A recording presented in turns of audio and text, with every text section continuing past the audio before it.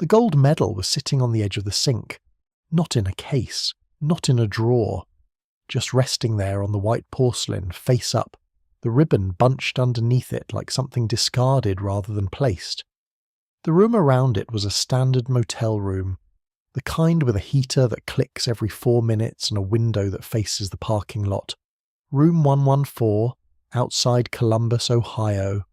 The kind of place you pay for in cash, and no one asks your name twice. Elena Vasić was on the bathroom floor. She was 31 years old. She weighed 52 kilograms, down from the 68 kilograms she'd carried across the finish line in Rio de Janeiro, 8 years earlier, when 18,000 people stood up at once inside the Olympic Aquatic Stadium, and she couldn't hear anything except the water still draining out of her ears. That night, she had been the fastest woman in the 200-meter butterfly in the entire world. Every major sports outlet ran her photograph by morning. The Croatian Prime Minister sent a congratulatory telegram. Her face appeared on a billboard in Split that stayed up for 2 years. Room 114 had no billboard. It had a smoke detector with a dead battery and a Bible in the nightstand with a water stain on the cover. Her phone was on the carpet beside her. The screen kept lighting up. 14 missed calls, all from the same contact, Mama, logged across the previous 47 hours. The most recent call had come in at 11:22 in the evening. It was now past midnight. The screen lit up one more time, then went dark and stayed dark. Before we continue, subscribe to the channel if you enjoy these stories. Write in the comments where you're watching from and what time it is. I always find it fascinating to see people from around the world united by one story. The medal on the sink was real. That detail matters. It wasn't a replica, not a copy produced for promotional appearances. Those exist, and athletes use them at schools and sponsor events to protect the originals. This was the original. The actual object that had been placed around her neck on August 9th, 2016, by an IOC official in a white blazer, while the Croatian national anthem played through speakers that were slightly too loud for the room. Elena had kept it through everything, through the moves between cities, through the sublets and the storage units, and the night she lost a bag containing almost everything she owned on a Greyhound bus between Pittsburgh and Akron. The medal had always been in her possession. Until recently, she had kept it in a zippered inner pocket of a green duffel bag, wrapped in a t-shirt from a swim meet she'd won at 17. She'd taken it out that night and set it on the sink. No one who found her could explain why. Here is what the public record shows about Elena Vasić before that night in February. 1 Olympic gold medal, 1 Olympic bronze, 3 World Championship appearances, a Croatian national record in the 200-meter butterfly that stood for 6 years, and a Sports Illustrated feature published in October 2016 titled The Girl from the Adriatic.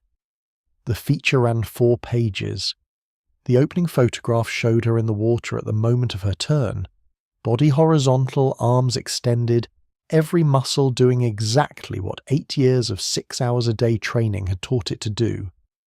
The caption identified her as the most technically precise butterfly swimmer of her generation. 4 years after that photograph was taken, she was dropped from the US National Training Program. 4 years is a short distance between those two facts. The distance becomes even shorter when you learn that it wasn't one catastrophic decision, not one bad night, not a single moment of weakness that can be isolated and pointed to. The distance between that photograph and room 114 was built out of something far more mundane. Something that began with a torn shoulder, a routine surgery, and a small orange prescription bottle containing 30 pills. 30 pills. That's where this story starts.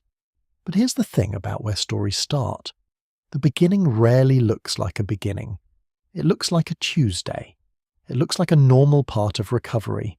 It looks like a doctor in a white coat handing you something and saying the words, "This will help with the pain," and you believe him, because why wouldn't you?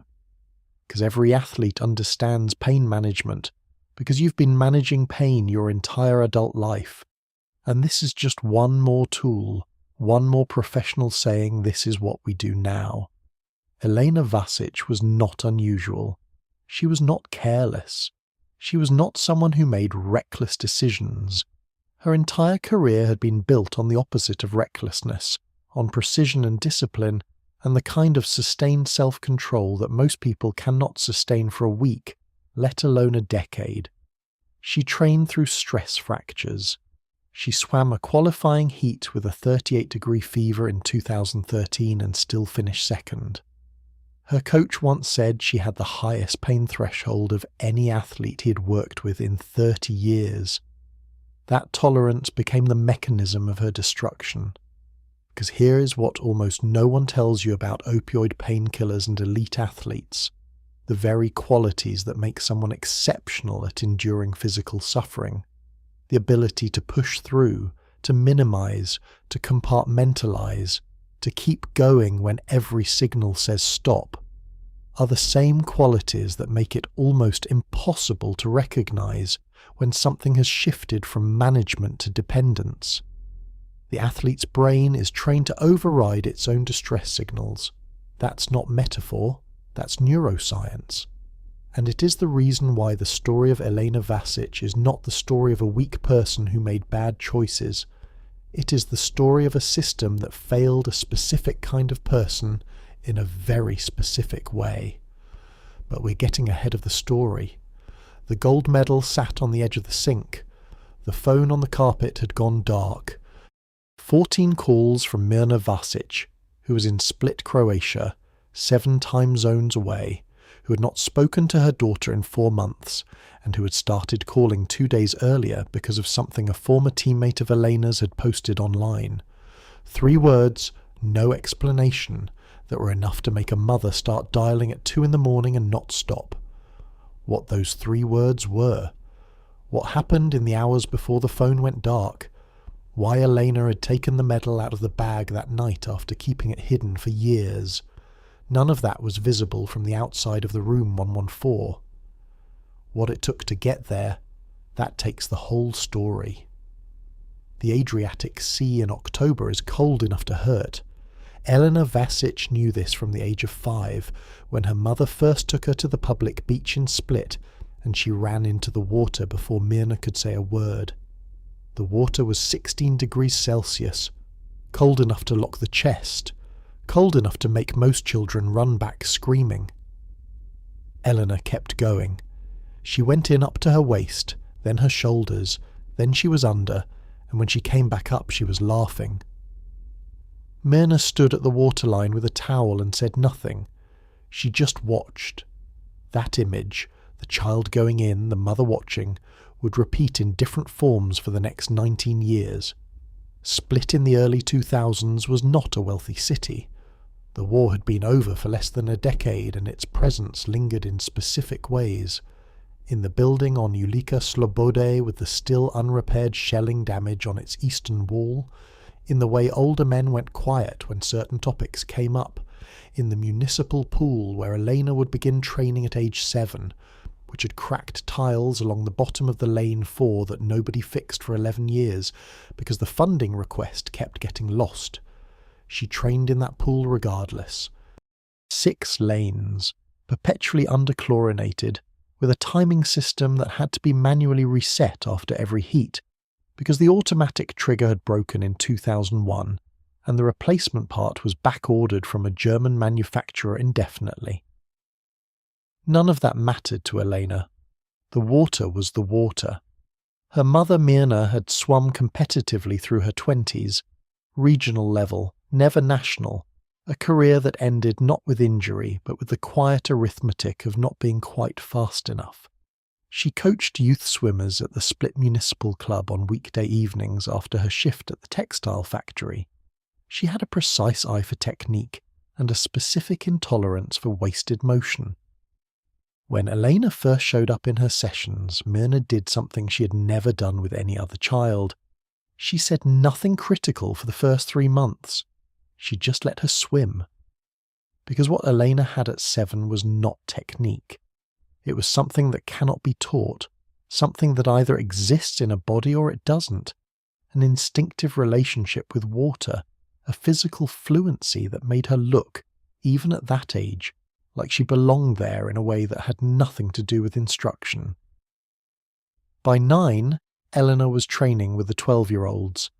By 12, she was waking at 5 a.m. 6 days a week for morning practice before school. The alarm was set for 4:47. Not 4:45, not 4:50, 4:47, because she had calculated that she needed exactly 13 minutes to dress and eat half a piece of bread with butter before her father, Tomislav, drove her to the pool in his Yugo that burned oil and needed its windshield wipers replaced but ran every morning without complaint, just like its driver. Tomislav Vasić worked at the Brodosplit shipyard. He had hands that were permanently stained with industrial grease, a habit of silence in the mornings, and an absolute, unquestioning commitment to getting his daughter to the water on time. He never missed a single morning drive in 7 years. He would later say that those drives were the best part of his week. At 14, Eleanor won the Croatian National Junior Championship in the 200-metre butterfly. The margin was 1.3 seconds, enormous in competitive swimming, where hundredths of seconds are fought over with months of training. Her technique was already being described by coaches in the Croatian Federation as unusually mature. What they meant was that she swam like someone who understood not just how to move through water, but why each movement existed. Every stroke had a reason. Nothing was wasted. She was also by this point showing the other characteristic that would define her career, an almost clinical indifference to pain. Competitive swimming at the elite level produces injuries constantly. Shoulders, knees, lower back, the repetitive strain of thousands of meters a day, the specific punishment of butterfly which places more load on the spine and shoulder joints than almost any other stroke. Elena's response to pain, from early adolescence onward, was to treat it as irrelevant information, not to deny it. She knew it was there. She simply filed it under not useful right now and continued. Her teammates noticed. Her coaches noticed. Mirna noticed most of all and said nothing, because in the world of competitive swimming, that quality was considered an asset. Nobody questioned it. Why would they? At 16, a letter arrived from the American Aquatic Performance Institute in Clearwater, Florida. It was a scholarship offer, full training support, accommodation, coaching, access to facilities that the split municipal pool could not have replicated even with unlimited funding. The AAPI had identified Elena through competition footage submitted by the Croatian Federation. The offer was conditional on a 6-month trial period, after which it would be reviewed. Mirna read the letter twice, put it on the kitchen table and went to start dinner. Eleanor read it once and knew immediately. There was no family argument, no prolonged deliberation. The decision was made in the time it took to reach the bottom of the page. She flew to Florida on a Tuesday in September.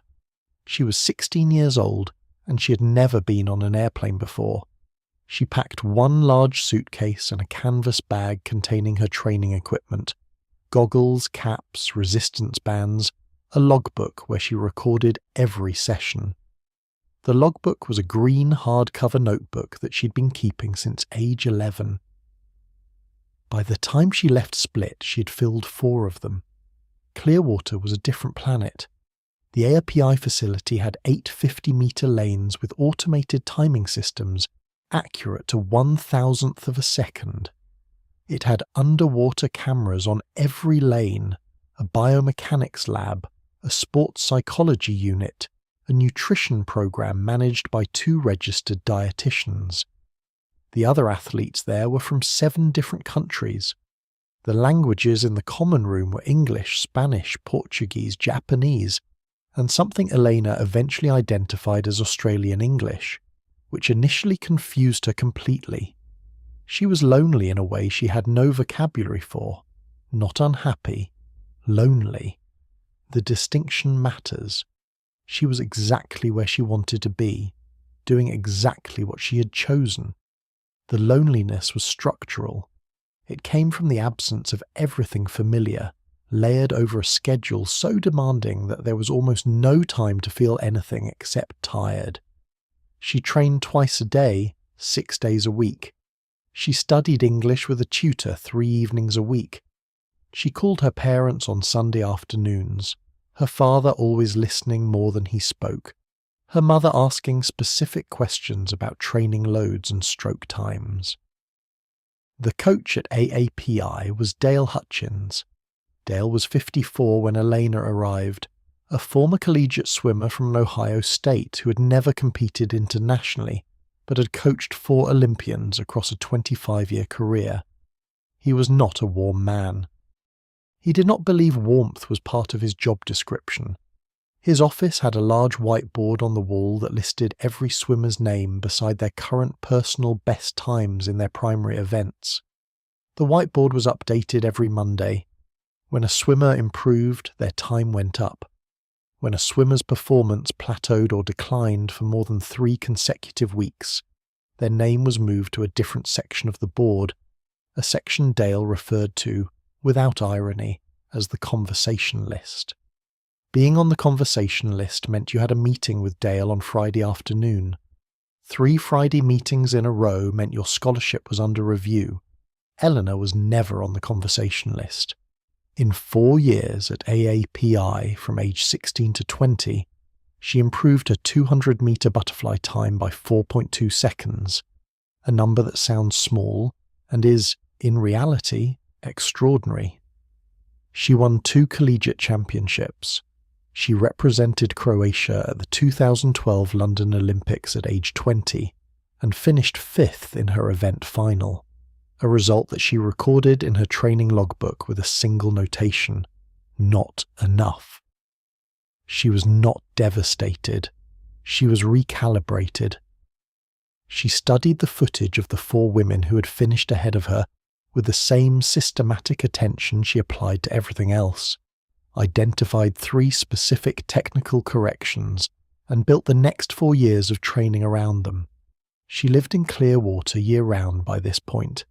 She went home to Split for 2 weeks each December when the AAPI facility was closed for maintenance. Those 2 weeks were characterized by the same quiet rhythm. Her father's coffee on the kitchen table in the morning, her mother's precise questions about her shoulder flexibility, the Adriatic cold and grey in winter, the crack in the tile at the bottom of lane 4. She was happy in Split. She was also always ready to leave. That combination, genuine love for something and genuine willingness to leave it, was the engine of her entire early life. It is also, in retrospect, a description of someone who has learned to detach from comfort as a survival strategy. When you train from the age of 7 to treat comfort as secondary, to prioritize performance over ease, to be in perpetual motion toward a goal, the mechanism that drives you forward is the same one that makes it hard to stop, hard to ask for help, hard to say I cannot manage this alone.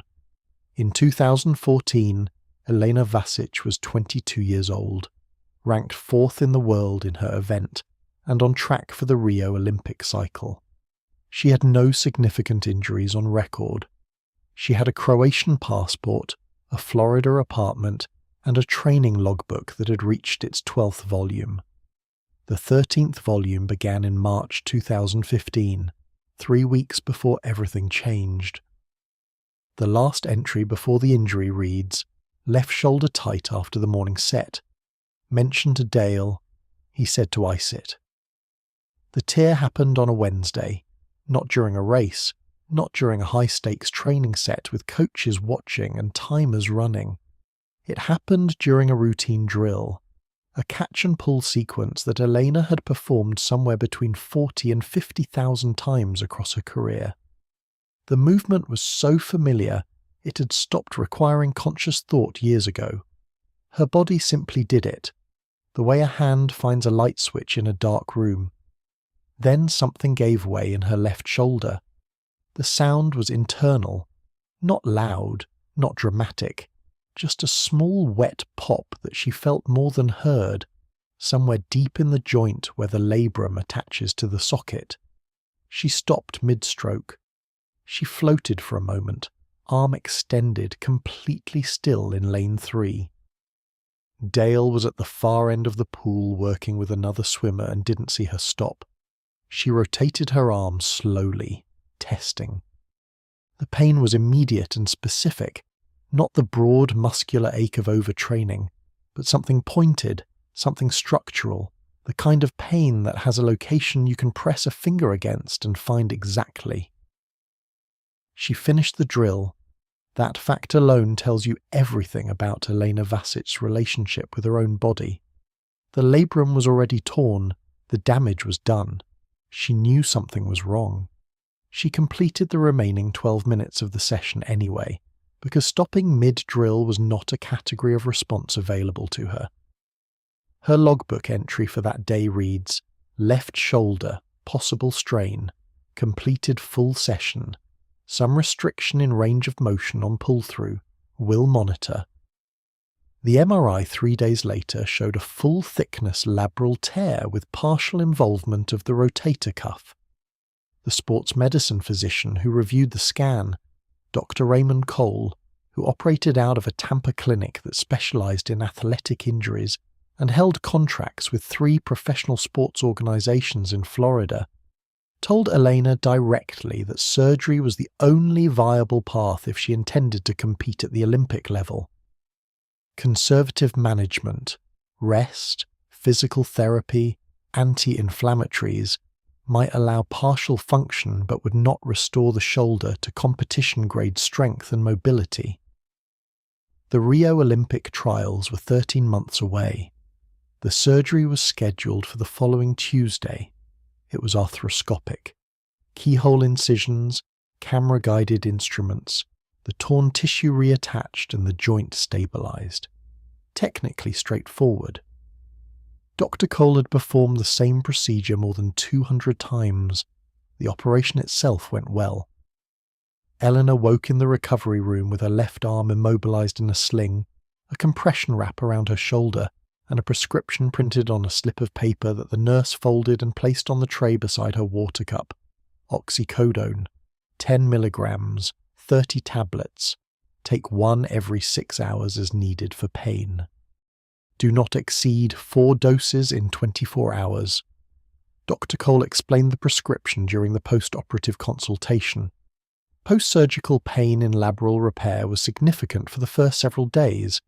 The tissue was inflamed, nerve endings were reacting to the trauma of the procedure, and adequate pain control in the immediate recovery window actually improved healing outcomes by allowing the patient to rest properly, rather than lying awake in discomfort. The prescription was standard for this type of surgery. 10 days of coverage, then a reassessment. He had a manner that communicated certainty without arrogance, the voice of someone who had said these same words many times and found them to be true. Elena took the first pill that evening at 6 o'clock. She was lying on the couch in her Clearwater apartment with her arm in the sling and the television on, showing a program she wasn't watching. The pill was small. She swallowed it with water and waited. What happened over the next 40 minutes was not what she expected. She had anticipated relief from the shoulder pain. She got that. The sharp, specific ache in the joint softened and receded, like a sound being turned down gradually on a dial. But what she had not anticipated, what she had no framework for, was what happened to everything else. The background noise of her mind, which had been running at high volume for so long that she had stopped noticing it. The way you stop noticing traffic outside your window went quiet. The low-grade anxiety about the trial's timeline, the calculations about recovery windows and whether 13 months was enough, the specific dread of lying still and unproductive while her competitors were in the water, all of it dropped away. She slept for 9 hours. She could not remember the last time she had slept 9 hours. Her normal sleep was 6, sometimes 7, always interrupted by the alarm at 4:47, or by her own mind cycling through training metrics at 3 a.m. 9 unbroken hours. She woke to morning light through the blinds and the shoulder still hurt, distantly. But the first thing she noticed was not the shoulder. The first thing she noticed was that she felt rested in a way that seemed almost unfamiliar. She took the second pill at 8 that morning. The recovery proceeded on schedule. Physical therapy began at the 2-week mark. By week 4, Elena had range of motion back to approximately 60%. Dr. Cole was satisfied with her progress. The prescription had run out after 10 days, as written. Elena had mentioned at her 2-week follow-up that she was still experiencing significant discomfort during PT sessions. This was not unusual. Labral repair is a painful rehabilitation process. Dr. Cole wrote a second prescription, same dosage, another 30 tablets. He noted in her file, patient reports moderate post-surgical pain consistent with rehabilitation phase. Prescription renewed. Elena filled it the same afternoon. She told herself this was pain management. She was right technically. The shoulder did hurt during physical therapy. The pills did reduce that pain. Both of those things were true simultaneously, with something else that was also true, something she had not fully registered yet.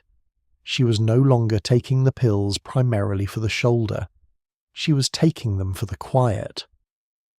The Rio trials were now 12 months away. She had begun watching competition footage from her main rivals on her laptop in the evenings. She was tracking their times, noting their technique adjustments, building a mental model of where she needed to be by June 2016. The planning was precise and detailed. Everything was under control. The second prescription ran out on a Friday. Saturday morning, Elena woke at her usual time, and the first thing she noticed, before the shoulder, before the light through the blinds, before any conscious thought had fully formed, was the absence of the pills. Not the absence of pain, the absence of the pills themselves as a fact, as a category. Her mind registered it with a specificity that surprised her. She went to PT that afternoon, and the shoulder hurt more than it had in 2 weeks, which she attributed to the surgery site. She was irritable in a way she could not account for. She had difficulty sleeping that night.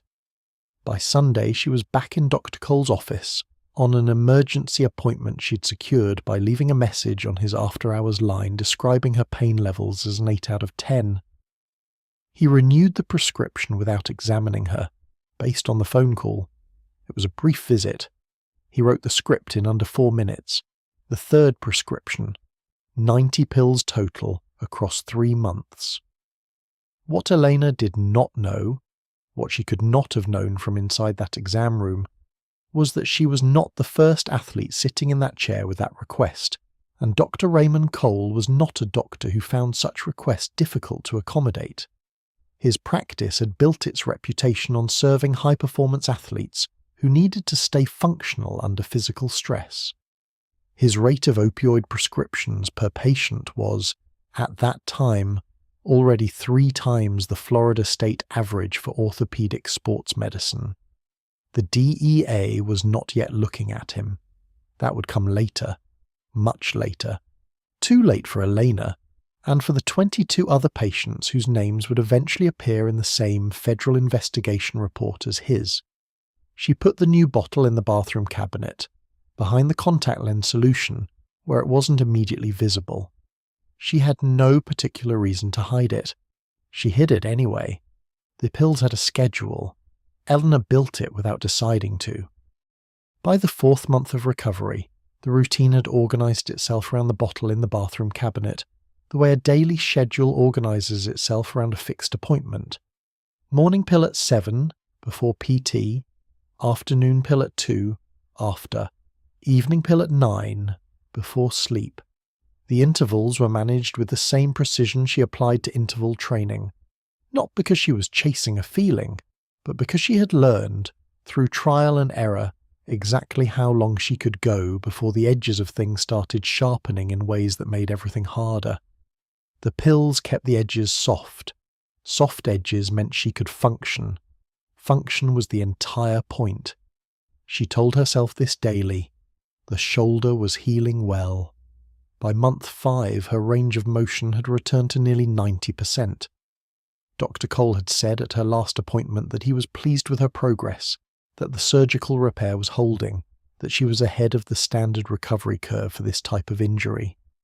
He had also, at that same appointment, written her a 4th prescription. The clinical notes from that visit cite ongoing rehabilitation-associated discomfort. Elena had reported her pain as a 6 out of 10. Whether that number was accurate, only she could have said. To understand what was happening inside Elena's body during these months, you need to understand one thing about opioids that most people are never told clearly. Oxycodone, the active compound in her prescription, works by binding to specific receptors in the brain and spinal cord called opioid receptors.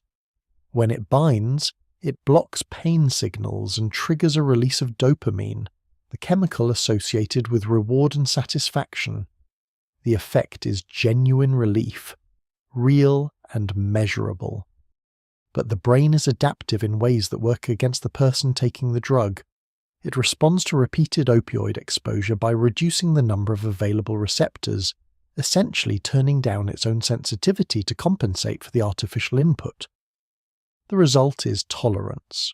More drug needed for the same effect. Simultaneously, the brain begins to recalibrate its baseline.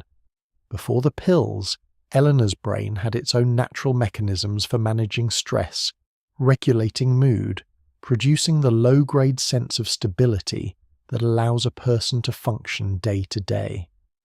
Those mechanisms don't disappear with opioid use, they go dormant. The brain, receiving a reliable external supply of chemical calm, stops generating its own. Which means that when the external supply is absent, even briefly, what the person experiences is not simply the return of their original baseline. It is something worse, a deficit state, a neurological negative space where the natural coping system used to be. This is physical dependence. It is not a choice. It is not a character flaw. It is the predictable biological consequence of sustained opioid exposure, and it can establish itself in 5 to 7 days of continuous use. Elena had been taking oxycodone for 5 months. What dependence felt like from the inside was not dramatic. That is the part that catches people off guard. The expectation that it would feel like something recognizable, something that announced itself. Instead, it felt like maintenance, like keeping a machine running that would otherwise stop. Every morning, before the first pill, there was a window of approximately 90 minutes during which the previous dose had worn off and the next had not yet taken effect. In that window, Eleanor's joints ached in ways that had nothing to do with the shoulder. Her skin felt mildly wrong, like a garment that didn't fit. Her thoughts moved with difficulty, the way feet move through wet sand. She was not incapacitated. She was simply not herself, a version of herself with the volume turned down and static turned up. The first pill fixed it. She had not told Dale any of this. She had not told the physical therapist. She had not told her parents, who called on Sunday afternoons and heard the version of Elena that she assembled carefully before picking up the phone. The one who was ahead of the recovery curve, the one who was planning for trials, the one who was fine. The logbook entries from this period are notable for what they don't contain. Through her entire career, Eleanor had recorded not just times and distances, but qualitative notes. How the water felt, whether her stroke was connecting, her mental state entering a set. The November and December 2015 entries contain almost none of this. Times, distances, a few notations about shoulder flexibility. The interior commentary that had filled 12 previous volumes had gone quiet. She was writing less because she was thinking less about swimming and more about the next dose. Now the story needs to step back, because Elena Vasić did not arrive at this place by accident, and her individual story is not separate from the much larger story of how opioid painkillers became embedded in American medicine, including sports medicine, over the course of roughly 2 decades. These two stories run parallel, and they converge in ways that are not coincidental. In 1996, a pharmaceutical company called Purdue Pharma introduced a new extended-release opioid painkiller called OxyContin. The drug itself was not new. Oxycodone had existed since 1916. What Purdue had done was reformulate it into a slow-release tablet that they claimed would provide 12 hours of continuous pain relief. What they also claimed, and this claim was central to their entire marketing strategy, was that this formulation was significantly less addictive than other opioids because the slow release prevented the sharp peaks and valleys in blood concentration that were thought to drive dependency. This claim was not supported by the evidence available at the time. Purdue's own internal research had flagged concerns about the addiction potential as early as 1995. The company proceeded with its marketing strategy regardless. The sales campaign that followed was unlike anything the American pharmaceutical industry had seen. Purdue spent $207 million marketing OxyContin between 1996 and 2001, more than any other prescription drug in the country during that period. They dispatched more than 900 sales representatives to visit doctors across the United States, bearing gifts, sponsored dinners, and a simple message. Pain is undertreated, patients are suffering unnecessarily, and this medication is safe for long-term use. They targeted primary care physicians, family doctors, rural practitioners, doctors who saw chronic pain patients regularly, but who had little specialized training in addiction medicine. The sales representatives were instructed to emphasize OxyContin's safety profile and to downplay any concerns about dependency. Doctors who prescribed heavily were identified and cultivated. A physician in rural Virginia who wrote more than $1 million in OxyContin prescriptions in a single year received more than 100 visits from Purdue sales representatives over an 18-month period. By 2001, OxyContin was generating $1.5 billion in annual sales. The marketing also targeted sports medicine specifically. Athletes made ideal candidates for the message Purdue was selling: high pain loads, professional pressure to remain functional, a cultural environment that treated pain tolerance as a virtue. The idea that an opioid painkiller could allow an injured athlete to manage their recovery without losing months of conditioning time fit neatly into the performance at all costs framework that already governed elite sport. Sports medicine practitioners received the same sales visits, the same sponsored conferences, the same simplified message about safety. Dr. Raymond Cole attended a Purdue-sponsored continuing education seminar in Orlando in 2003. He received a branded pen, a sponsored lunch, and a presentation delivered by a pain management specialist who'd received consulting fees from Purdue. The presentation covered opioid prescribing for athletic injuries. It described long-term opioid use as clinically appropriate for patients with chronic pain and reassured attendees that concerns about addiction were overblown in the population of patients without prior substance use history. He had been prescribing OxyContin to athletes since 2004. Eleanor was not his first patient in this situation. She was not his 10th. But she didn't know that, sitting in his Tampa office with her arm in a sling, listening to a confident voice say, "This will help with the pain." She had no reason to cross-reference her doctor's prescribing patterns against a DEA database. She had no reason to know that the information he had received about opioid safety was itself shaped by a corporation that was, at that moment, generating over $3 billion a year from the drug he was handing her. She knew her shoulder hurt. She knew the pills helped. That was the entire world available to her in that exam room. Back in Clearwater, the bottle in the bathroom cabinet had become the fixed point around which the rest of the apartment organised itself. Not because Elena was careless, she was the opposite. The management she applied to the pills was meticulous. She counted them every Sunday evening, calculating forward to ensure she would not run out before the next appointment. She had never run out. She was too careful for that. Careful. That word had followed Elena Vasić her entire life, always as a compliment. She returned to the pool in January 2016, 11 months before the Rio Olympics. Her shoulder held. Her times were down. She had lost conditioning during the recovery period, which was expected, but the mechanics were intact. The stroke was clean, and Dale's expression when he reviewed her first week of post-surgery splits contained something that was, for Dale, the equivalent of relief. He updated the whiteboard on Monday morning. Her name stayed exactly where it had been. She took a pill in the locker room before every morning practice. She'd moved from 1 pill to 2 in the evenings. She told herself it was temporary. She'd been telling herself that for 4 months. The Rio trials were 6 months away, and somewhere in a federal building in Washington, a DEA analyst was compiling a report on opioid prescribing patterns in Florida that included, buried on page 34 of a 180-page document, the name of a Tampa sports medicine clinic whose controlled substance prescription rate had been flagged for review. Nobody acted on that flag for another 2 years.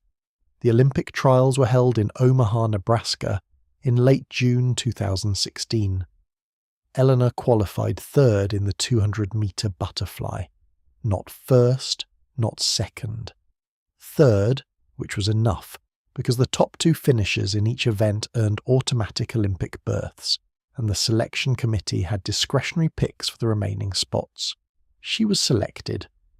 The Croatian Olympic Committee confirmed her participation 9 days after the trials.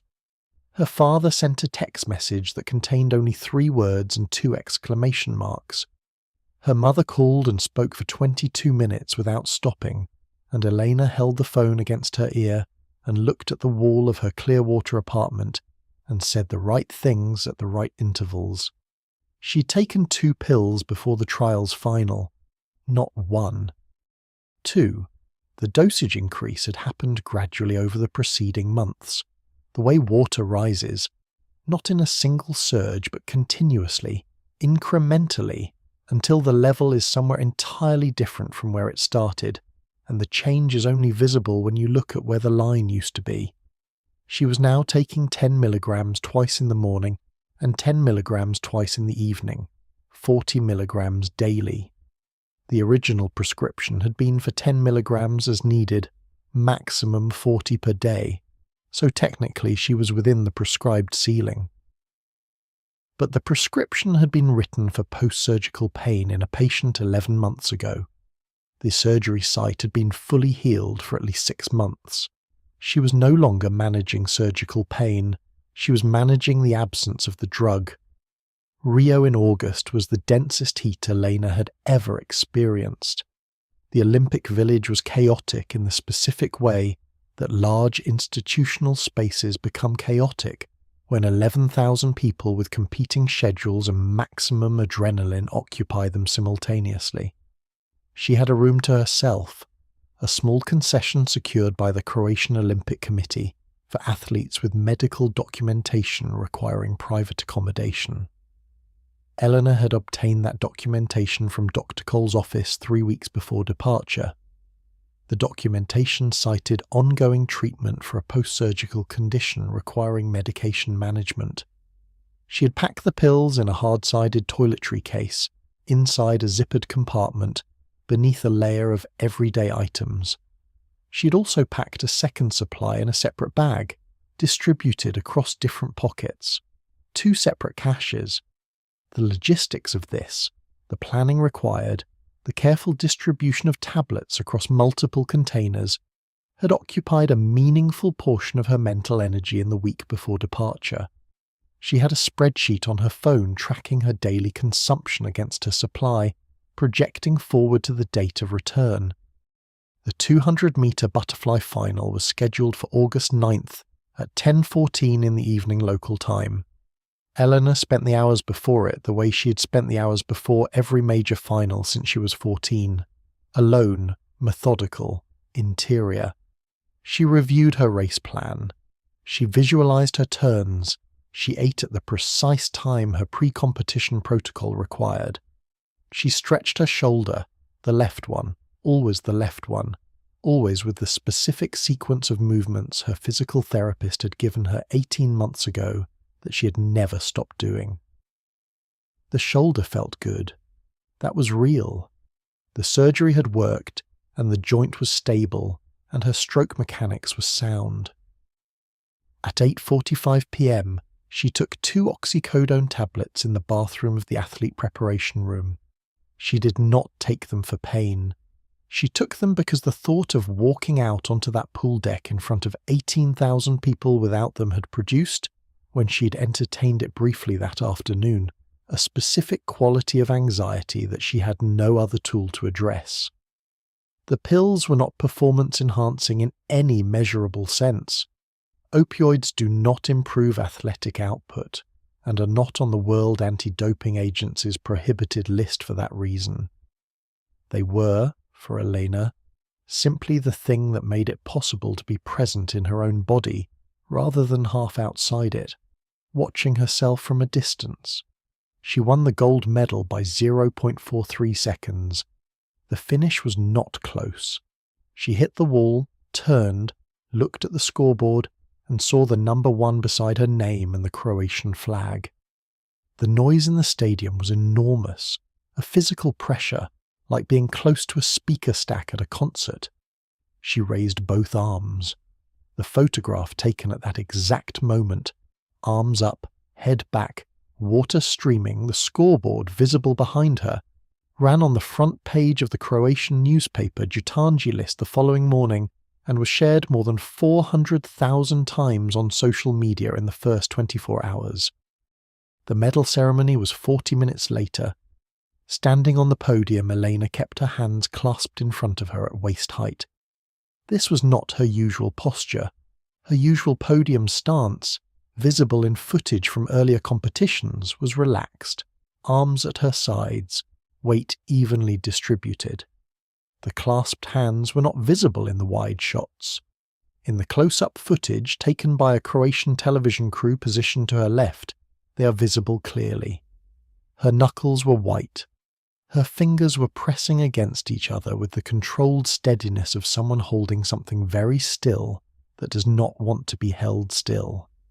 Her hands were in withdrawal between doses. The gap between the pre-race pills and the next dose she could safely take without exceeding her self-imposed daily limit was 6 hours. She had 3 hours remaining. The ceremony lasted 9 minutes. She smiled for exactly as long as the cameras required. Dale Hutchins watched the ceremony from the coaches' area to the left of the podium. He had been watching Elena with a particular quality of attention for the past 4 months. Not the technical attention he applied to stroke mechanics and split times, but a different kind, harder to name, the attention of someone who has registered an anomaly but cannot yet identify its source. She was training well. Her times were competitive. She showed up on time, executed her sets, communicated normally. But something in the texture of her presence had changed. She was more interior than before, which for Elena was saying something. She forgot a conversation they had had about her taper schedule, and then reconstructed it precisely when he reminded her of the date, as if she'd had to search for it.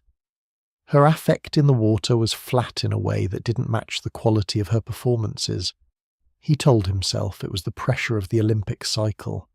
He had seen athletes internalize in unusual ways during high-stakes periods. He filed it under monitor. He watched her hands on the podium. He said nothing. In the post-race press area, Elena answered questions from 6 journalists in 40 minutes. She spoke in Croatian, English, and a brief answer in Spanish for a South American outlet. Her answers were articulate, warm, precise. She described the race turn by turn. She thanked Dale by name and the AAPI program and her parents. She said the gold was for Split and for every kid training in an underfunded pool with broken equipment, and the room responded to that line the way rooms respond to a truth told simply. The Croatian journalist who had been covering her career for 6 years wrote in his piece that she seemed, if anything, calmer than he had expected, serene almost, in a way that he found unusual given the magnitude of what she had just achieved. He attributed it to her exceptional composure under pressure. He was partially right. The composure was real. So was its source. That night, back in the village, Elena sat on the edge of her bed with the gold medal in her hands and turned it over several times, examining both faces. She set it on the nightstand. She took the toiletry case from her bag and opened the zippered compartment and took 2 tablets. She lay down.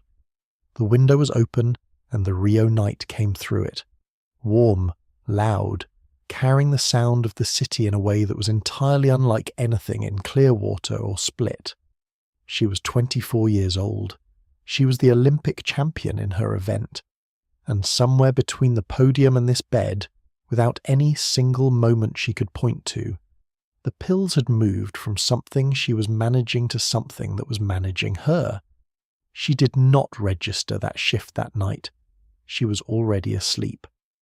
The logbook entry for August 9th, written the following morning, contains her race splits, her turn times, and a single line at the bottom, shoulder held, full extension throughout, no issues. There is no other entry for that day. What Dale Hutchins would decide to do with what he had observed, and when, was a question that wouldn't have an answer for another 14 months, by which point the answer would come too late to matter and from a direction nobody expected. The Sports Illustrated feature ran in October 2016.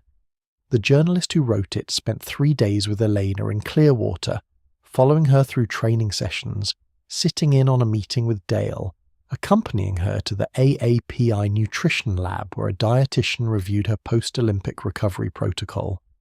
The piece was warm and specific, the kind of profile that makes a subject feel fully rendered. It described Elena's 4:47 alarm, the green logbooks, the drives with her father through Split in the oil-burning Yugo.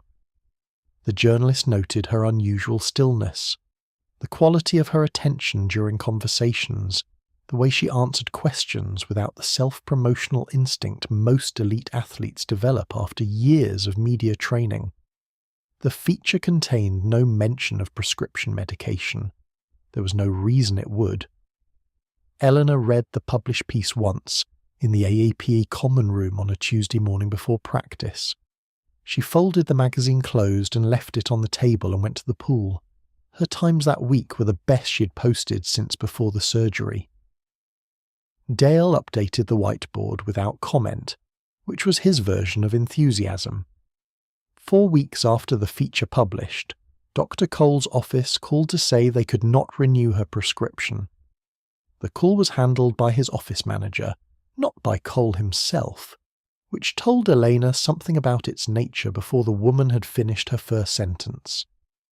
The practice was implementing new prescribing protocols in compliance with updated DEA guidelines for Schedule II controlled substances. Patients receiving long-term opioid prescriptions for post-surgical conditions would require a formal reassessment before renewal. The next available appointment for that reassessment was in 6 weeks.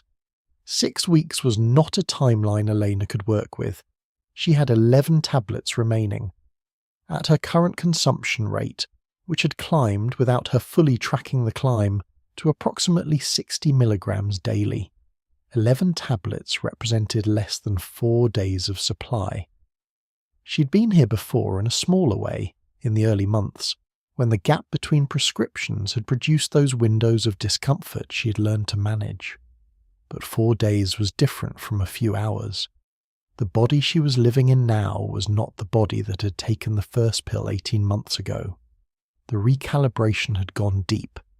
She called the office back and described her pain level as a 9 out of 10. The office manager expressed sympathy and reiterated the 6-week timeline. New regulations, she said. The practice was required to follow them without exception. Elena spent that evening searching online, not for information about opioid dependence. That search didn't happen, not yet. She searched for other sports medicine practitioners in the Tampa Bay area who accepted her insurance and had availability in the next 2 weeks. She found 3. She made appointments with all 3, spacing them far enough apart that no single pharmacy's records would flag the overlap. She told each office that she was a post-surgical patient whose previous physician had retired. She brought her MRI scans, which were genuine, and her surgical records, which were genuine, and a pain journal she had written by hand the night before each appointment, describing a consistent level of discomfort that was not entirely fabricated. Her shoulder did still ache during heavy training, though whether that ache justified a Schedule II opioid prescription was a clinical determination she was not making neutrally. 2 of the 3 doctors wrote the prescription. Doctor shopping, the practice of visiting multiple physicians to obtain overlapping opioid prescriptions, was, in 2016, still relatively easy in Florida despite the state having implemented a prescription drug monitoring program in 2011. The monitoring program required pharmacies to log dispense controlled substance prescriptions into a central database. It also required prescribers to check that database before writing new opioid scripts. But compliance was inconsistent. The database had operational gaps, and a patient willing to use multiple pharmacies across different counties could navigate it without triggering an automatic alert. Elena used pharmacies in Clearwater, Tampa, and St. Petersburg. She paid cash at 2 of them. She kept the bottles in 3 different locations in her apartment, one in the bathroom cabinet, one in the kitchen drawer beneath the takeout menus, one in the canvas training bag inside a small zippered pouch that had previously held ibuprofen. The distribution was not paranoia. It was inventory management. She had developed, without naming it as such, a logistics system for her supply that occupied the same part of her mind that had once been dedicated to race strategy. Training continued. Her times remained competitive. She attended every session. The logbook had stopped entirely by this point. The last entry was dated September 14, 2016, 6 weeks after Rio. The green hardcover notebook sat on her desk with a pen clipped to the cover. She walked past it every day. Then, in the spring of 2017, the supply problem changed character. Florida's prescription monitoring program was overhauled in February of that year, following a legislative push driven by overdose statistics that had become impossible to ignore. The state had recorded more than 5,000 opioid-related deaths in 2016 alone. The new system had real-time reporting requirements and mandatory prescriber checks with teeth. Physicians who failed to consult the database before prescribing faced immediate license review. The gaps Elena had been navigating began closing, not all at once but steadily, like a room with slowly shrinking walls. One of the 2 doctors who'd been writing her prescriptions stopped returning her calls. The other conducted a reassessment in April and declined to renew, citing her prescription history in the monitoring database, which now showed 4 active opioid prescriptions from different providers over an 18-month period. He wrote in his notes that he had referred her to a pain management specialist. He had not actually made the referral. He had simply stopped prescribing and documented that he had suggested an alternative. Elena was left with 9 tablets and no prescription. What happened next follows a pattern so consistent across thousands of documented cases that researchers who study opioid addiction sometimes describe it as a pipeline rather than a choice. When prescription opioids become inaccessible, through tightened prescribing, increased monitoring, or the simple exhaustion of a supply chain, people who are physically dependent do not stop needing the drug their bodies have been calibrated to expect. They find the drug elsewhere, and elsewhere by 2017 meant the street market, which meant pills that might or might not contain what they were sold as, purchased from sources who had no interest in the buyer's well-being. Elena did not seek out the street market. The street market found her in the parking lot of a Walgreens in Clearwater on a Thursday afternoon in May. She'd gone to the pharmacy to attempt, for the third time that week, to fill a prescription from a clinic in Hillsborough County that had not yet appeared in the monitoring database. The prescription was rejected at the counter. She stood at the pharmacy window for a moment, then turned and walked back through the store and out to the parking lot and sat in her car. The woman who knocked on her window had been watching from a pickup truck 2 spaces over. Her name was Joanna Ferris.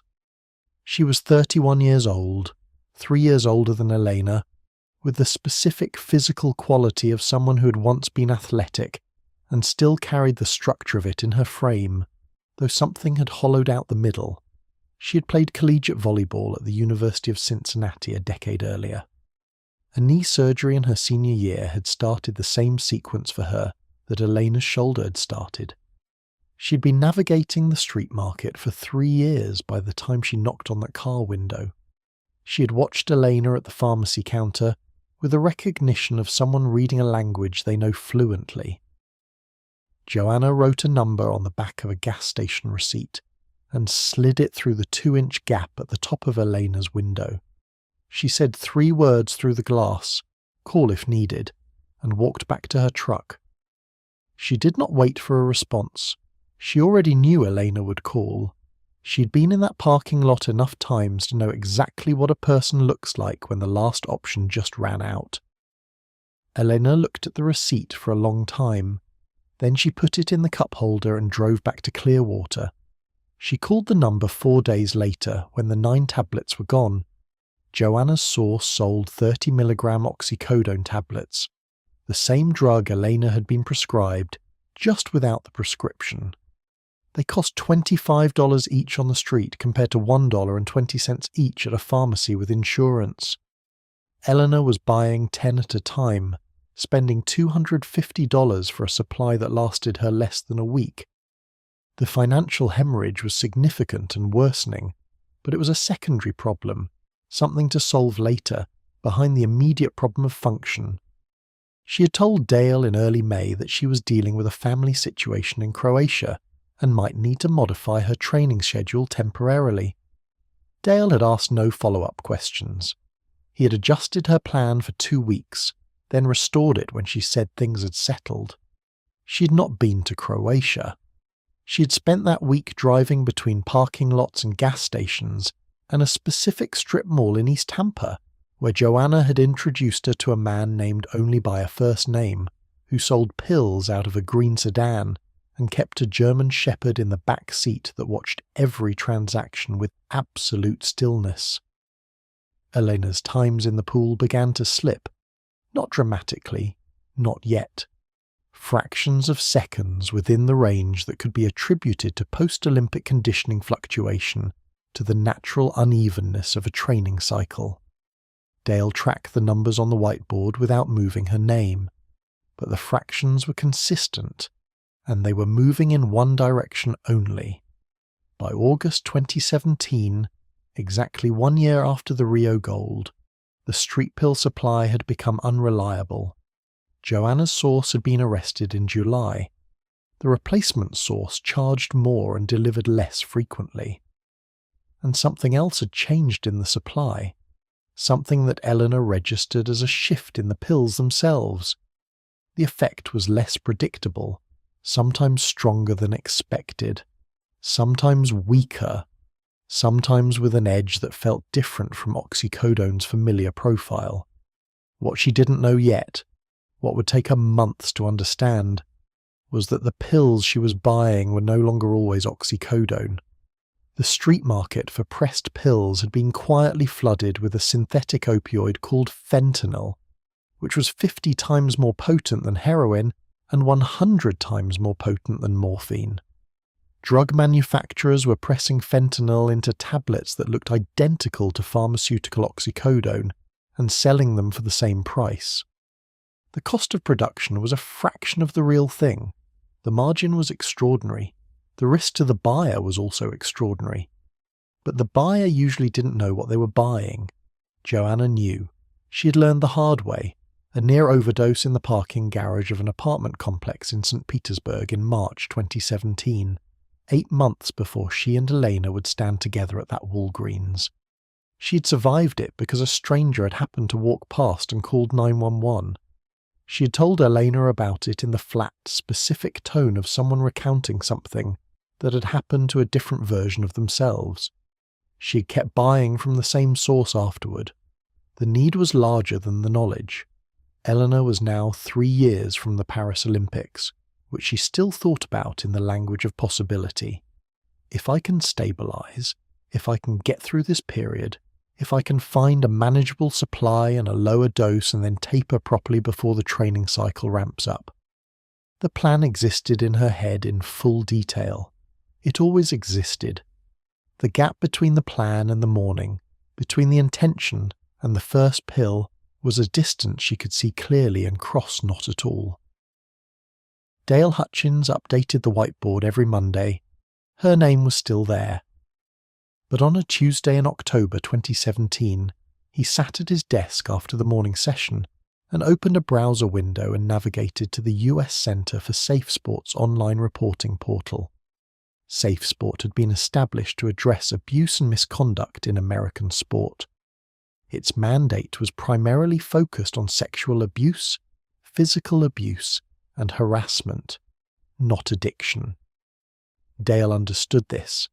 He filed a report anyway, under the category of athlete welfare concern, describing behavioural changes over an 18-month period without specifying a cause. He received an automated confirmation email. The case was assigned a reference number. It was reviewed by a Safe Sport intake coordinator who categorized it as a potential mental health concern with no evidence of abuse or misconduct. Under the organization's mandate as it existed in 2017, that categorization meant no follow-up protocol was triggered. No referral was made to a medical professional, to USA Swimming, or to Elena directly. The case file was closed 11 days after it was opened. Dale did not know it had been closed.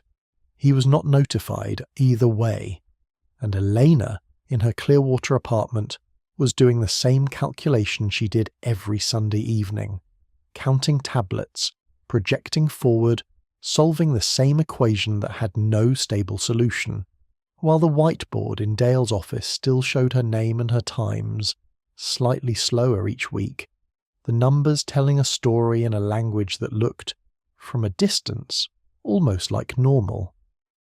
The official letter from the American Aquatic Performance Institute arrived on a Thursday in February 2019.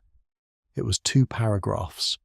The first paragraph cited Elena's failure to meet attendance requirements at 4 scheduled training camps between September 2018 and January 2019, her documented performance inconsistency across the preceding 18 months, and her repeated unavailability for mandatory program communications.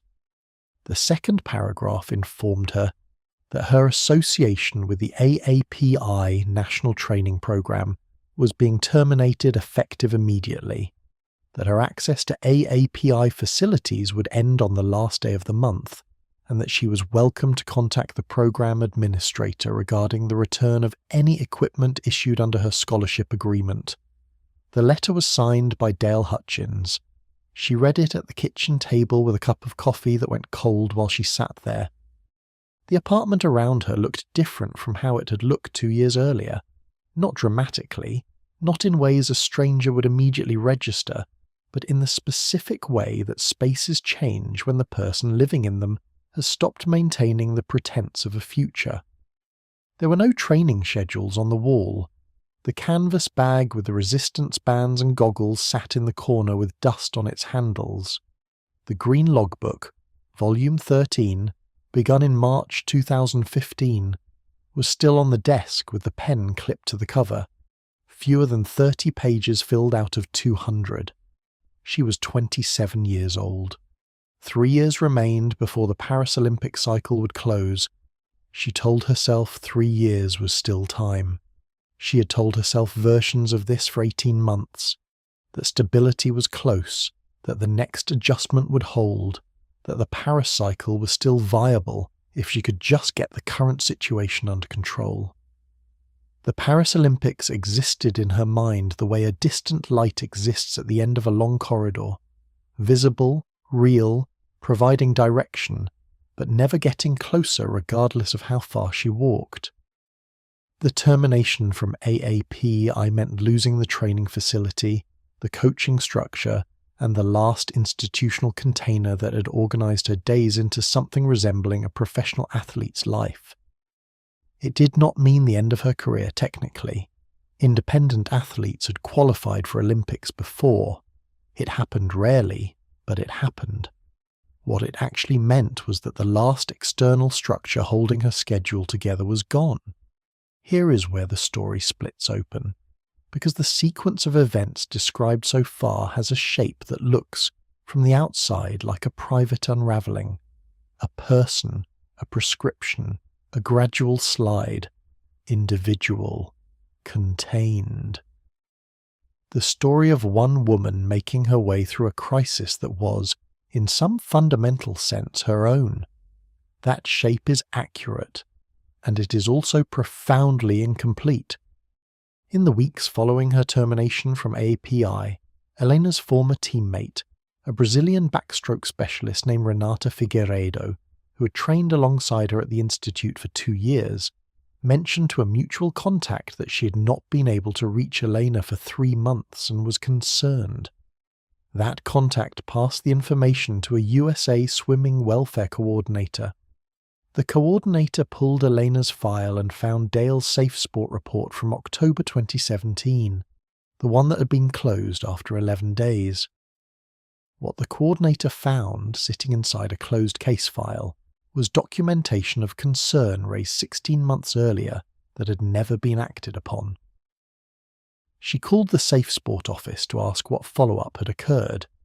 She was told that the case had been categorized as a mental health concern outside Safe Sport's operational mandate and closed without referral. The coordinator asked who had been notified. The answer was, no one, not USA Swimming, not the AAPI medical staff, not Elena. The system had seen her, documented the concern, closed the file, moved on. That single fact restructures everything that came before it. The assumption, the reasonable, intuitive assumption, is that Elena's deterioration between 2017 and 2019 had been invisible to the institutions responsible for her welfare. That assumption is wrong. Dale Hutchins had seen enough to file a formal report. An organisation with a mandate to protect athletes had received that report, reviewed it, and decided it did not fit their categories neatly enough to act. The categories were the problem. Safe Sport existed because of a specific and horrifying crisis in American sport. The systematic sexual abuse of athletes by coaches and medical personnel, of which the Larry Nassar case was the most catastrophic example. The organisation had been built, staffed and legally mandated around that crisis. Its intake processes, its referral protocols, its definition of actionable concern, all of it was shaped by that mandate. A coach filing a report about behavioural changes in a swimmer without specifying abuse was not the kind of case the system had been designed to catch. The system caught what it was built to catch. Elena fell through a gap in the blueprint. Dale Hutchins was not indifferent. He had watched her for months. He had noticed. He had done the thing that systems tell people to do when they are concerned about someone. He had reported it through the official channel, and the official channel had processed his concern into a reference number and archived it. He had not gone further. He had not contacted Elena directly, had not called her parents, had not reached out to USA Swimming independently. Whether that constituted a failure, a boundary, or a reasonable response to the limitations of his role is a question the facts do not answer. They simply present the sequence. He had also signed the termination letter, which removed her from the last structure that might have provided a reason to appear, to account for her time, to maintain any version of the schedule that had organised her entire life since age 7. Now there is a second thing the file reveals, something that reframes not just the institutional response, but the very beginning of Elena's story. The Safe Sport case file from 2017 contained, as a supporting document, a supplementary note Dale had attached to his original report. In that note, he had named Dr. Raymond Cole. He had written that Elena had referenced Cole as her treating physician on multiple occasions, that he had observed a pattern consistent with prescription medication dependency, and that he believed the prescribing physician may have played a role in her condition. That note named Cole in October 2017. The DEA investigation into Cole's prescribing patterns, the one flagged in that 180-page report back in 2015, had been formally opened in March 2018, 5 months after Dale's Safe Sport report named him in a closed case file that no one at the DEA had ever seen. The two investigations existed in separate systems, in separate federal offices, with no mechanism for cross-referencing. A DEA investigation and a Safe Sport welfare report are categorically different instruments that live in categorically different bureaucratic spaces. Nobody connected them. Nobody was required to. Cole's name appeared in both files simultaneously, from two different directions, and the two files never touched. Elena knew none of this. She was not aware that Dale had reported his concerns in 2017. She was not aware that a Safe Sport file existed with her name on it. She was not aware that her former doctor was already under federal investigation for his prescribing patterns. She was in a Clearwater apartment with a termination letter on the kitchen table and a cup of cold coffee and the specific quality of silence that comes after the last door closes. She had lost the pool, the structure, the title. What she had not lost, what remained with a consistency that nothing else in her life currently matched, was the physical need that woke with her every morning and waited with absolute patience for her to address it. By March 2019, she was buying whatever Joanna could get. The pills had become inconsistent enough that the distinction between them, brand, dosage, compound, had blurred into a single practical category: enough or not enough. The careful spreadsheet on her phone, the precise Sunday evening inventory, the meticulous interval management. Those systems had eroded the way precision erodes when the environment it operates in becomes too unstable to track. She had moved out of the Clearwater apartment in April, when she could no longer cover the rent. She sublet a room in a house in Tampa shared with 3 people she did not know. She took her canvas training bag, her Croatian passport, her green duffel, and the medal. She left the desk and the logbook with the pen still clipped to the cover. The logbook sat on that desk for 6 weeks before the new tenant threw it away. Somewhere in a closed case file in a Safe Sport database, a note from Dale Hutchins described a swimmer with significant welfare concerns and waited, with the same patience as everything else in this story, for someone to act on it. Nobody did. The Paris Olympics were 2 years and 4 months away. Eleanor had not been in a competitive pool in 7 months, and Joanna Ferris, who had started all this with a gas station receipt slid through a car window, was about to become the centre of the story in a way that neither of them could see coming. Joanna Ferris died on a Tuesday in November 2021. The medical examiner's report listed the cause as acute fentanyl toxicity.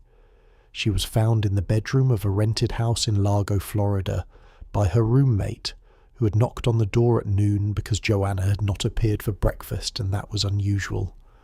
The roommate later told investigators that Joanna had seemed fine the previous evening, had eaten dinner, had watched television, had said goodnight at a normal hour. The fentanyl in what she had taken was later estimated by the toxicology report to be approximately 4 times the concentration she would have expected based on what she'd been buying consistently for the previous 2 months. She was 34 years old. Elena learned about it through a text message from a number she didn't immediately recognise. Someone from Joanna's peripheral network who had collected contacts over the years, the way people in that world collect them, as a practical resource rather than a social one. The message contained Joanna's name, the word gone, and a date. That was the entirety of it. Elena sat with the phone in her hands for a long time. She was living in Columbus, Ohio by then, had been since the spring, when Tampa had become unnavigable for reasons that were partly logistical and partly the specific human need to be somewhere that carries no memory. Columbus was a city she had passed through once, years earlier, on the way to a competition in Cleveland. She had chosen it the way people choose cities when they are not choosing so much as escaping. It was large enough to be anonymous, far enough from Florida to feel like distance meant something, and she knew someone there, a former AAPI support staff member who had offered, in a text sent 18 months earlier, out of what appeared to be genuine concern, that she had a couch if Elena ever needed it. Elena had needed it. She had stayed 6 weeks, then moved into a room in a shared house off Morse Road, then another room, then a basement apartment that smelled of mould and had a window at ground level that showed only feet and ankles passing on the sidewalk. The Columbus supply chain was different from Tampa's, but functionally identical in its logic. Joanna's funeral was held on a Saturday in St. Petersburg, at a Lutheran church that Joanna had attended as a child and not returned to in 20 years, but whose pastor her mother had called because she needed a place to hold the thing, and the church said yes. 41 people attended. Elena drove 9 hours from Columbus, arriving the night before and sleeping in her car in a Walmart parking lot, because she had not planned far enough ahead to book anything and couldn't afford it anyway. She dressed in the car. She had a black sweater and dark jeans and the specific kind of composure that comes not from calm but from having nothing left to spend on visible emotion. Before the service in the parking lot of the church, she took 2 pills, not because she couldn't face Joanna's death sober.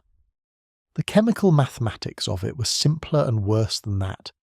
She could not sit still for an hour without them, could not maintain the physical baseline required to be present in a room of people, could not manage the process of existing in a body that had been in withdrawal since the previous evening, because she had rationed her remaining supply to make it through the drive. The church smelled of candles and industrial carpet cleaner. Joanna's mother sat in the front row and did not turn around for the entire service.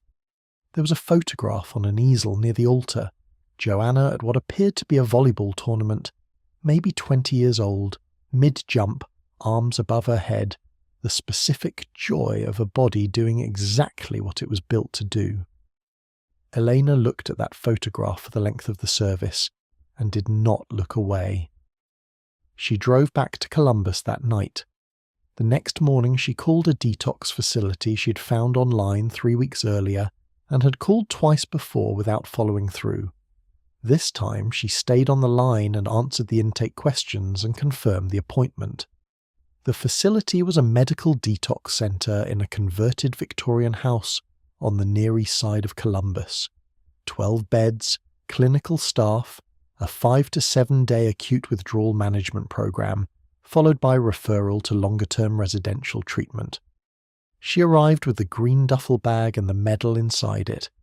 Acute opioid withdrawal is not uniformly fatal the way alcohol withdrawal can be, but it is among the most physically punishing experiences a human body can undergo, a comprehensive system revolt against the sudden absence of a substance it has been reorganizing itself around for years. The first 24 hours brought sweating so severe that the sheets needed changing twice. Her legs moved involuntarily, a phenomenon called restless leg syndrome that is common in opioid withdrawal and feels like an electrical current running through the muscles that cannot be discharged by any position or movement. Her stomach rejected everything. The fluorescent light in the bathroom seemed to her nervous system approximately twice as bright as it actually was. The clinical staff gave her clonidine for the blood pressure spikes, loperamide for the gastrointestinal symptoms, a non-opioid muscle relaxant for the spasms. They monitored her vitals every 4 hours. They were matter-of-fact in the way that people become matter-of-fact when they perform a difficult job with consistent competence. Not cold, not warm, simply present and capable. By day 4, the acute physical symptoms had begun to recede. Elena ate a full meal on the afternoon of day 5. She sat in the common room that evening with 2 other patients and watched a nature documentary about migratory birds. She did not speak much. She slept 6 hours, broken, shallow sleep, but sleep.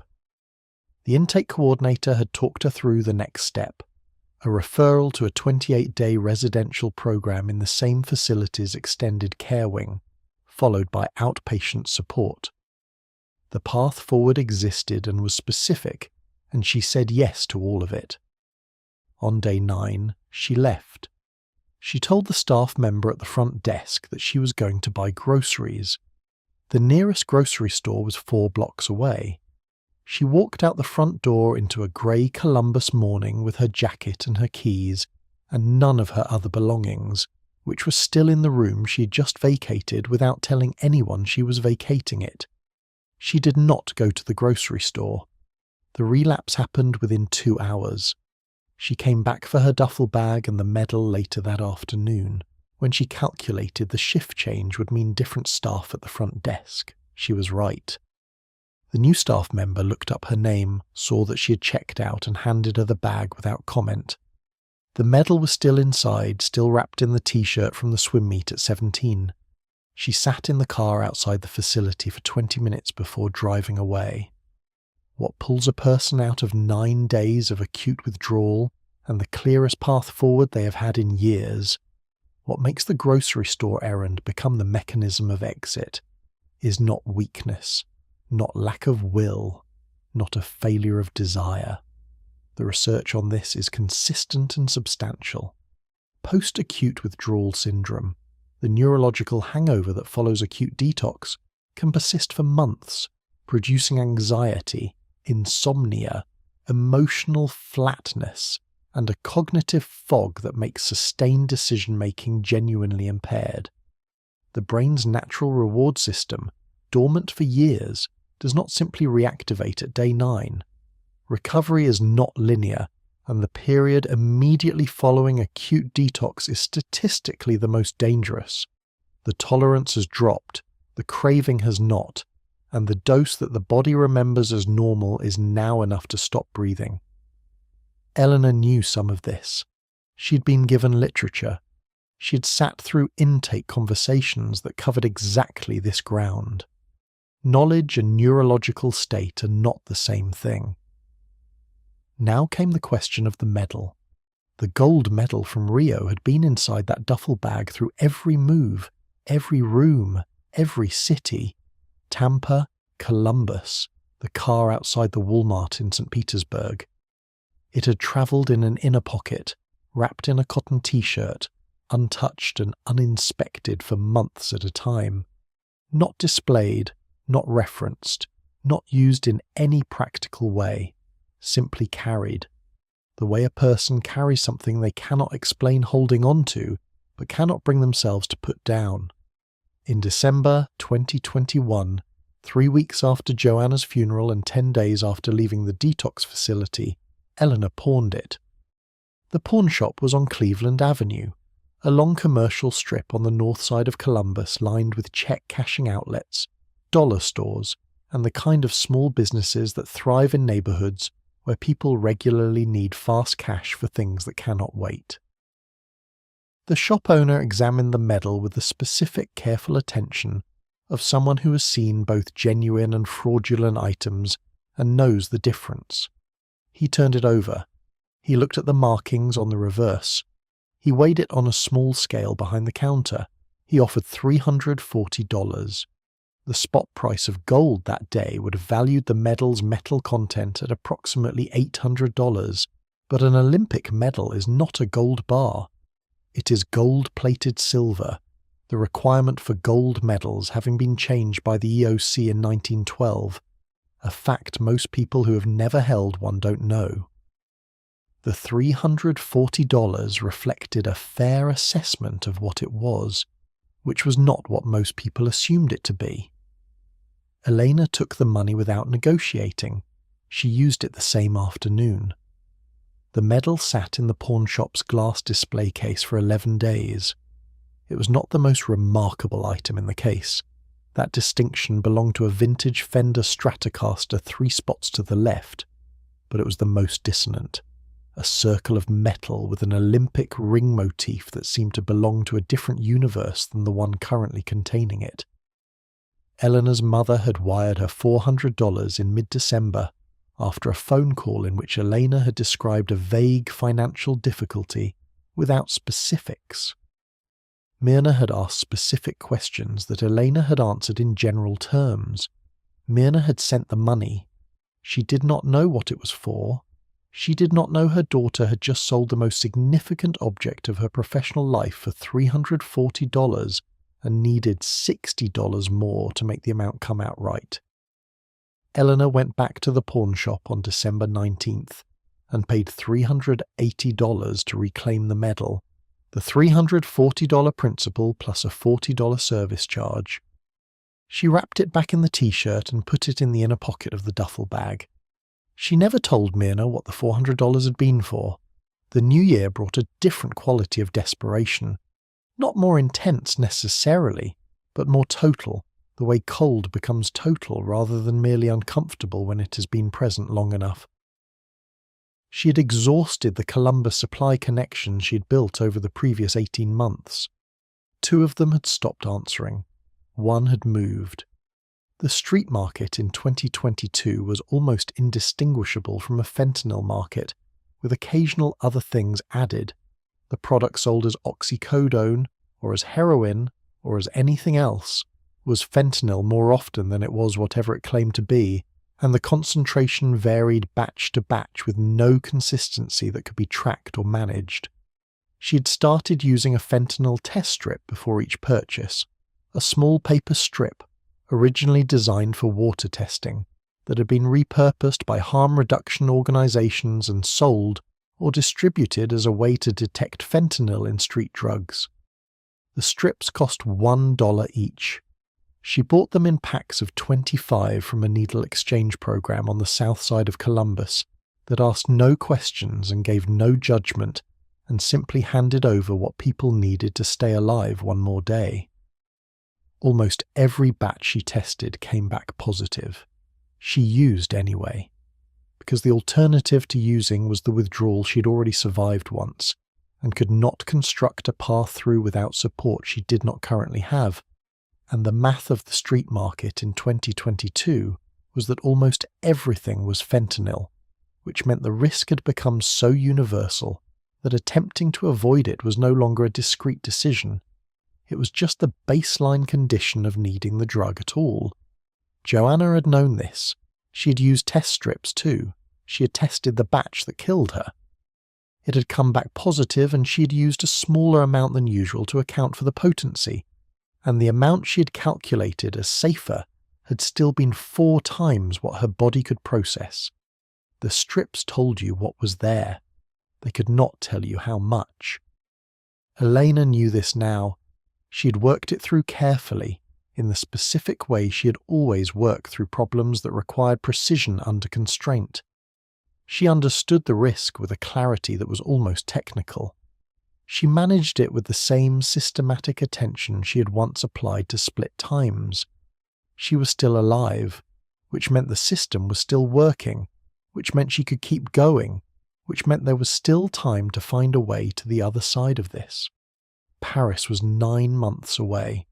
She had stopped thinking about Paris in the language of possibility and had not yet found another language to replace it with. the pool, the stroke, the turn, the wall.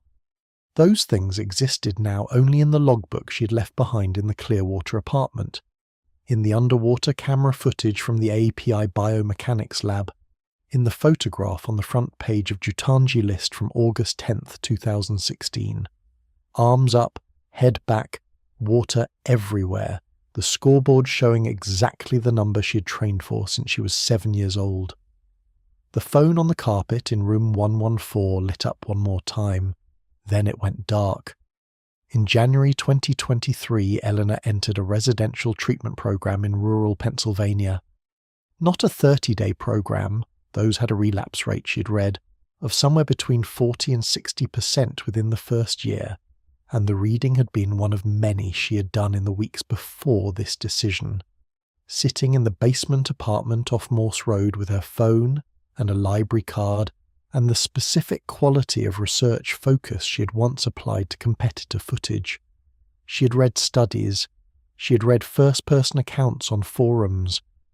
She had read the clinical literature on medication-assisted treatment, buprenorphine, methadone, naltrexone, and the evidence supporting long-term residential care over short-term detox. She had assembled a comprehensive picture of what actually worked, in the same systematic way she had assembled race plans at 17. Then she had called the one facility that had a 6-month program, accepted her insurance, and had a bed available in January. The Clearwater Valley Recovery Center was not in Clearwater. It was outside a small town called Millhaven in central Pennsylvania, surrounded by second-growth forest and the specific rural quiet that is either restorative or oppressive, depending entirely on what a person is carrying when they arrive. The main building was a converted farmhouse with 2 residential wings added in the 1990s. It had 24 beds, a clinical staff of 11, a structured daily program built around therapy, medication management, and what the center's literature called purposeful routine, a phrase that initially struck Elena as clinical jargon and revealed itself, over weeks, to be accurate. She arrived in the second week of January with the green duffel bag. The intake process was thorough in a way that the Columbus Detox had not been, not because that facility was inadequate, but because 6 months gives a program the time to go deeper than 5 days can reach. The admitting physician reviewed her full history, the surgery, the prescription sequence, the years of street supply, the detox attempt, the relapse timeline. He prescribed buprenorphine, a medication that occupies the same brain receptors as opioids, without producing the same high, eliminating withdrawal and craving, while allowing the neurological system to begin the slow process of recalibration. The prescription was written on her first day and filled in the facility's on-site pharmacy before dinner. She slept 7 hours her first night.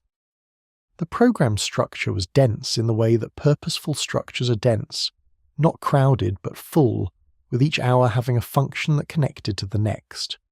Morning group therapy at 8.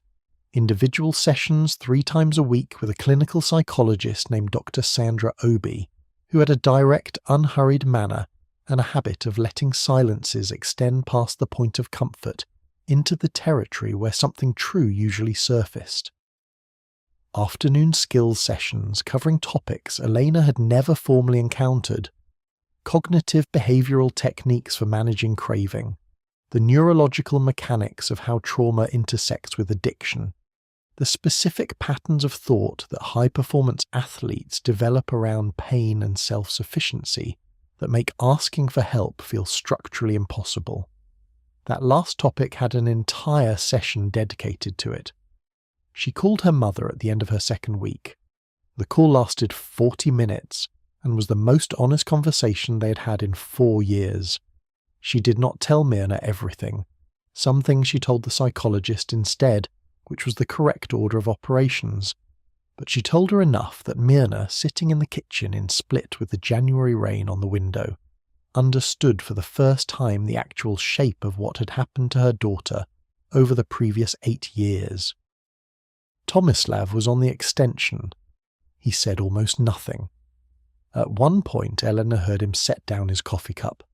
By March, she was 4 months into the program, and the clinical assessment showed measurable progress on every tracked metric: stability, engagement, insight, the specific capacity for tolerating discomfort without chemical mediation that the program called distress tolerance, and that Elena recognized as something she had once possessed in a different form in the water.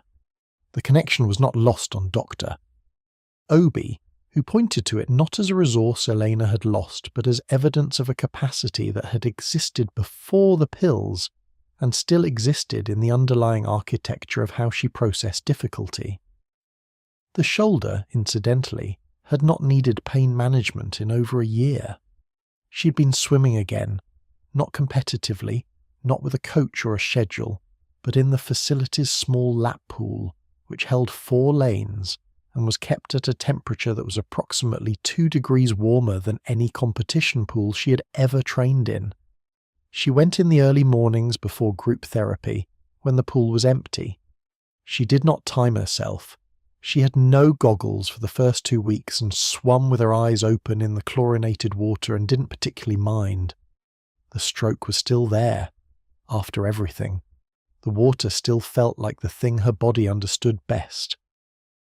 Then, on the morning of April 14th, the program director knocked on the door of Dr. Obi's office during a session and delivered a message that had come through the facility's main line. Elena Vasić had suffered a hemorrhagic stroke at the Brodersplit shipyard at 7 a.m. Split time. He had been transported to the KBC Split hospital. His condition was critical. Elena was on a flight to Zagreb the following morning. The program's medical director had advised strongly against leaving, not because of regulation, but because of clinical risk. Leaving residential treatment at 4 months, before the completion of the stabilization phase, during a period of acute emotional stress, represented a specific and well-documented danger. Elena signed the documentation acknowledging this, received a 30-day buprenorphine prescription and the name of an addiction specialist in Split, and left. The documentation she signed contained a sentence noting that her bed would be held for 21 days pending her return. Tomislav survived the stroke. The damage was to his left hemisphere. His speech was significantly impaired, his right side partially affected, his cognition intact. Elena spent 3 weeks in Split sitting with him in the rehabilitation ward of KBC Split, where the hallways smelled of antiseptic, and the nurses moved with the efficient tiredness of people doing important work in an underfunded space. She held his hand. He squeezed back. His grip was weaker on the right side, but the left hand, the one with the permanently grease-stained knuckles, was as strong as it had ever been. She stayed 23 days. 2 days past the bedhold window. She called the Clearwater Valley Recovery Center from the airport in Zagreb and was told the bed had been reassigned. There was a wait list. The current wait time was 6 to 8 weeks. They were sorry. They hoped she was doing well. They would contact her when a space opened. She landed in Columbus on a Tuesday afternoon in May. She called the addiction specialist whose number the program director had given her, the one in Split, which was now irrelevant. She called 2 outpatient programs in Columbus. One had a wait list of 4 weeks. The other had immediate availability but did not accept her insurance and charged $280 per week, which was not a number she could produce. She relapsed within 48 hours of landing. Not because she had stopped wanting to be clean. Not because the 4 months had meant nothing. They had meant everything. Had rebuilt things inside her that she had not known were broken, had given her language for mechanisms she'd been living inside without being able to name. The 4 months were real. They existed. They did not disappear because the next 48 hours went the way they went. The neurological reality of a relapse after sustained sobriety is specific and brutal. The tolerance built during the dependency is gone, but the craving shaped by years of use is not. The brain that has been recalibrated by 4 months of medication-assisted treatment and therapy is not the brain that last used. It has lower tolerance, higher vulnerability, and no reliable gauge for how much is now too much. The dose that had once been maintenance was now potentially fatal. Elena knew this.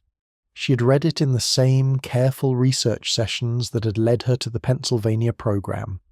She adjusted downward accordingly. She was still alive. The system was still working. She told herself this. Now the other story, the systemic one, the pharmaceutical one, the one that had been running parallel since 1996, reached its own kind of reckoning. In September 2022, Dr. Raymond Cole surrendered his medical license to the Florida Board of Medicine as part of a consent agreement resolving a formal disciplinary investigation. The investigation had found a pattern of opioid overprescribing to athletes and high-performance clients spanning 14 years. The case cited 23 patients by number, not by name, under medical privacy protections, whose clinical records showed prescriptions written outside the standard of care, renewals issued without physical examination, and documented evidence of dependency development that had not triggered treatment referrals. Patient number 7 in the case file was Elena Vasić. She was not identified by name in the public record. Cole did not face criminal charges. The consent agreement required him to relinquish his license, complete a medical ethics course, and pay a $15,000 administrative fine. The fine was the equivalent of approximately 4 days of his practice's average monthly revenue from the years under investigation. He retired to a house on the Gulf Coast that he had purchased in 2009. The Purdue Pharma bankruptcy settlement, finalized after years of litigation involving 49 US states, thousands of municipalities, and hundreds of thousands of individual claimants, distributed $6 billion to state and local governments for addiction treatment and prevention programs. The Sackler family, who had owned Purdue privately and extracted more than $10 billion from the company in the years before its collapse, contributed $6 billion to the settlement from personal funds under an agreement that shielded them from further civil litigation. The settlement contained no admission of wrongdoing. The $6 billion for treatment reached state governments in tranches beginning in 2022. In Ohio, the allocation for addiction treatment services in the first year was $96 million, distributed across 88 counties. Columbus received funding for expanded outpatient treatment capacity. The waitlist at one of the programs Elena had called in May 2023 dropped from 4 weeks to 2 weeks by October of that year as a direct result of that funding. She had called in May.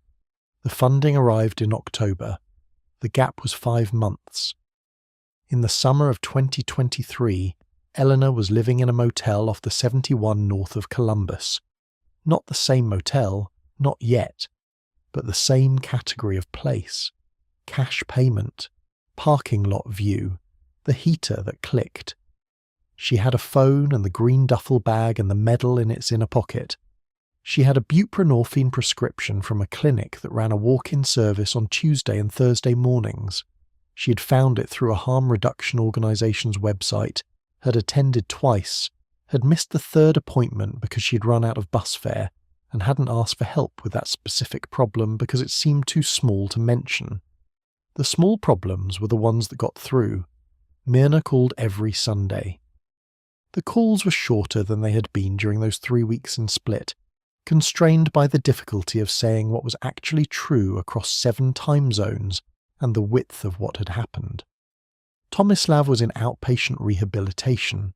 His speech was returning in fragments, single words first, then short phrases. His right-hand grip had improved enough to hold a coffee cup. He had not gone back to the shipyard. Elena sent him a photograph in August 2023, the only photograph she took that year.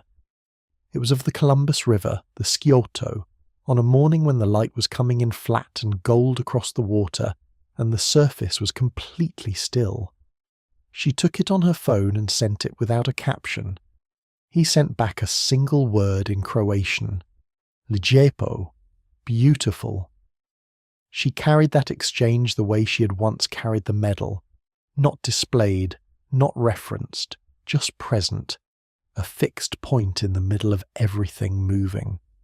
The Paralympics took place in July and August 2024. The 200-metre butterfly final was won by an Australian swimmer who broke the world record by 0.11 seconds. The Croatian team sent no competitor in that event. The Croatian national record in the 200-metre butterfly set by Elena Vasić in 2016 still stood. Nobody in the broadcast coverage mentioned her name. In October 2023, Elena called the Clearwater Valley Recovery Center in Pennsylvania to ask about availability. The waitlist was now 3 weeks. She put her name on it. She was still waiting when February came. The date on Elena's phone was February 11th, 2024. That detail had been visible from the beginning. The screen lighting up on the carpet of room 114, the 14 missed calls from Mama. But the date itself had no weight until now. February 11th is not a significant date in the public record of Elena Vasic's life.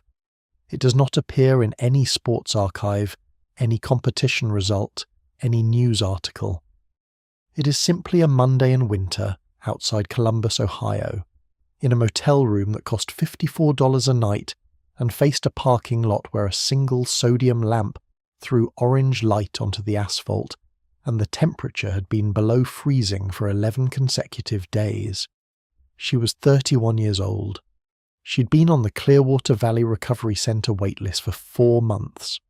The call from the center had come on February 8th, a Thursday, confirming that a bed was available and asking her to confirm her intake appointment for February 19th. She had confirmed.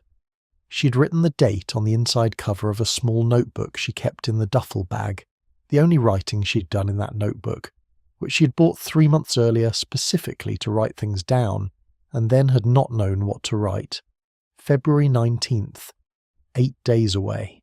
What had happened in the 72 hours between that confirmation call and the night of February 11th is reconstructed from the physical evidence in room 114, and from what Mirna Vasić was able to piece together in the months that followed, through conversations with the motel manager, the medical examiner's office, and a victim services advocate who helped her navigate the American bureaucratic process of recovering her daughter's belongings from a state that was not her daughter's home country. The sequence, as best as it can be assembled, was this. Eleanor had been managing on a buprenorphine prescription from the Tuesday-Thursday walk-in clinic. The prescription covered her through the week of February 5th. She had missed the February 6th appointment, a Tuesday, because she had run out of bus fare and had not, once again, asked for help with that specific problem. By Friday the 9th, she had been without buprenorphine for 3 days. Withdrawal from buprenorphine is less acute than withdrawal from full opioids, but it is real. Insomnia, anxiety, muscle pain, the neurological restlessness that makes staying still feel like a physical impossibility. She had contacted a source she had used intermittently since the previous autumn. What she received and used on the night of February 11th was tested afterward by the medical examiner and found to contain fentanyl at a concentration approximately 6 times higher than what she had been purchasing from the same source in December. The batch had changed. The source almost certainly did not know. The street market for pressed pills in Columbus in early 2024 had no quality control, no consistency, no mechanism by which a buyer could know that the batch this week was different from the batch last month. She had used her test strip. It had returned positive for fentanyl, as almost every test had for the past 2 years. She had adjusted her dose downward to account for potency, as she always did, as Joanna had done in November 2021. The adjustment was not enough. The medical examiner's report listed the cause of death as acute fentanyl toxicity. The time of death was estimated between 11 p.m. and 1 a.m. on February 11th. The motel manager found her the following afternoon, February 12th, when she failed to respond to a checkout reminder and a welfare check revealed the door had been locked from the inside with the safety latch engaged. She had been alone. The gold medal was on the edge of the sink. Nobody who processed the scene could account for why she had taken it out of the bag that night. It was not a detail that fit into any official report, not the medical examiner's, not the police incident record, not the consular notification that went to the Croatian embassy in Washington the following morning. It was simply a fact about the scene, recorded in the responding officer's notes and in no other document. A circle of metal on a white porcelain edge, face up. Elena Vasić flew to Columbus on February 16th. She identified her daughter at the Franklin County Coroner's Office. She collected the belongings from room 114, the green duffel bag, the phone, the small notebook with February 19th written on the inside cover, the medal wrapped in a t-shirt from a swim meet won at 17. She brought all of it back to Split on a flight that connected through Frankfurt. She sat with the medal at the kitchen table in Split for a long time after she got home. The Croatian national record in the 200-metre butterfly still reads, Elena Vasić, 2 minutes 3.47 seconds, August 9th, 2016, Rio de Janeiro. The number has not been broken. It may stand for years.